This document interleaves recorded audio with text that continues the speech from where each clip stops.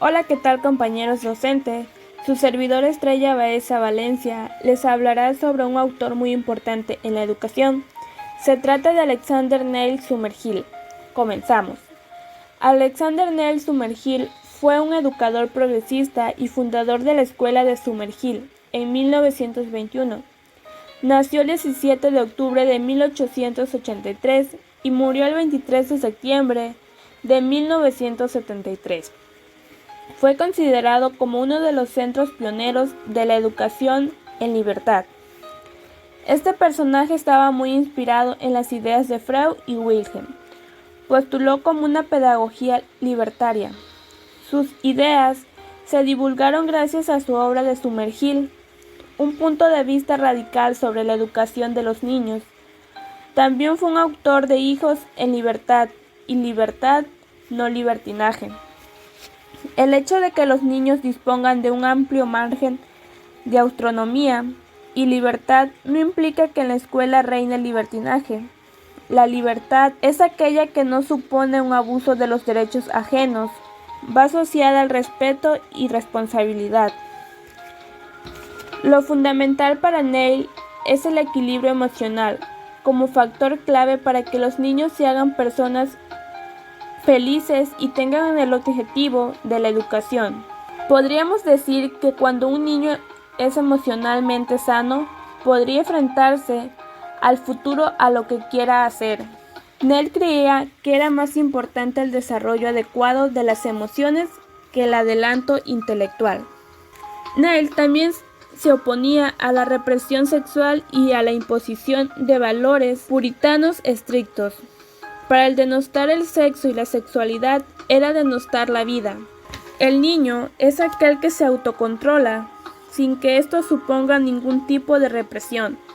Su método de Neil eran 10 fases muy importantes, el cual solo mencionaré 4. El niño nace bueno, pero la sociedad lo corrompe. ¿Por qué creemos que el niño nace bueno y la sociedad es que lo corrompe? Bueno, yo podría decir que se cree esa frase, o lo que nos hace referencia es que el hombre nace sin una estructura moral del comportamiento y la va adquiriendo conforme vive en sociedad. Por lo tanto, pierde la pureza a medida que va creciendo. Es decir, nosotros como seres humanos vamos aprendiendo en cualquier instancia de la vida. Entonces, la sociedad es como un círculo donde el niño se corrompe, lo reprime, no deja que se desarrolle emocionalmente. También podríamos decir otro método que sería: el fin de la educación es trabajar con alegría. Alexander se preocupaba más en la emoción del niño, en lo que el niño sentía, en que debía aprender por felicidad. No se centraba más en la educación, de que debía ser educado. Se centraba más en sus emociones. Fue el primer autor que se preocupó por las emociones del niño, por lo que él sentía. Otra fase sería que la educación no se basa en el desarrollo intelectual, sino en la efectividad. También que logren la independencia frente al mundo, es decir, que los padres no sean como represiones o que les hagan saber a los niños que están sujetos a la educación, al mundo, o sea, que los dejen ser, que dejen ser independientes tanto de la educación como de la vida. También decía que era la ausencia de enseñanza religiosa. Estas fueron algunas fases sobre lo que Neil ponía en su método. Una frase muy conmemorativa de Alexander era que la función del niño es vivir su propia vida, que sus padres ansiosos creen que debería vivir.